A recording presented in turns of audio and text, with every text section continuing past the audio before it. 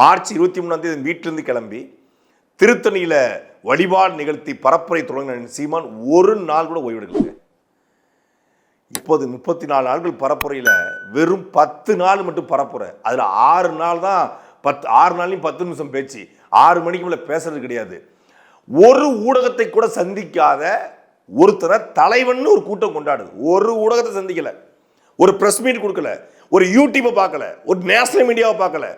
இந்தியாவிலே national media போய் இவரை பார்த்து அந்த நேஷனல் மீடியா இவர் சொன்னதை வெளியே சொல்லிச்சு. ஆனால் நேஷனல் மீடியாவை அவர் சந்திக்கல. யாரு? விஜய். நேஷனல் மீடியாவையோ உள்ளூர் மீடியாவையோ எந்த மீடியாவையும் சந்திக்காம 10 நாள் பரப்புற, அதில் 6 நாள் பேச்சு, அதுலேயும் 10 நிமிஷம் பேச்சு, 6 மணிக்கு மேலே பேச மாட்டார். சார்ட்டர்ட் ஃப்ளைட்டில் வீட்டிலேருந்து வெளியே வந்துட்டு எங்கே ஏர்போர்ட் இருக்கோ அதுக்கு பக்கத்தில் வந்து ஓடி போயிடுவார்.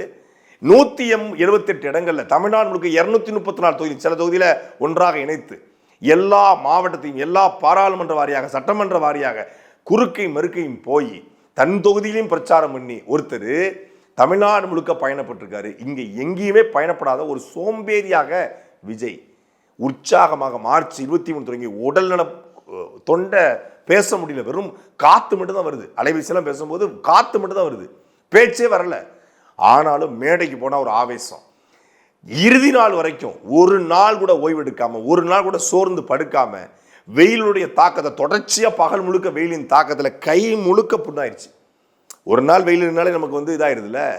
ஒவ்வொரு நாளும் அந்த உச்சி வெயில் காலைல 10 மணிலேருந்து மாலை 4 மணி வரைக்கும் அந்த வெயிலில் நின்று கை முழுக்க இன்ஃபெக்ஷன் ஆயிடுச்சு, புண்ணாயிடுச்சு. தேங்காய் எண்ணெயை போட்டுக்கிட்டு கையை முழுக்கு சட்டையை போட்டு மறைக்கலை, கிரீமை தடவிட்டு வரலை, கூலிங் கிளாஸை போடலை, சொகுசா சார்ட்டர்ட் ஃப்ளைட்லையோ கேரவன்லையோ சொகுசா உட்காந்துக்கலை.